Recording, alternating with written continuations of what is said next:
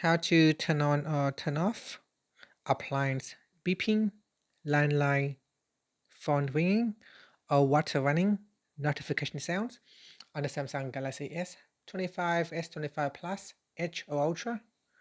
First, tap on the home button to return back to the home screen. Now, from the home screen, swipe down at the top to open up quick settings. In here, tap on the settings icon. Then we scroll down to the bottom and tap on accessibility. Next, tap on hearing enhancements. Then tap on sound notifications. Now tap on open sound notifications. And then tap on the toggle button to turn it on. Then tap on the sound list items. In here, scroll down to the bottom and in the appliances and other section, tap on appliance beeping, landline phone ringing toggle button to turn it on or off, or water running, turn it on or off. And that's it. Finally, tap on the home button to return back to the home screen.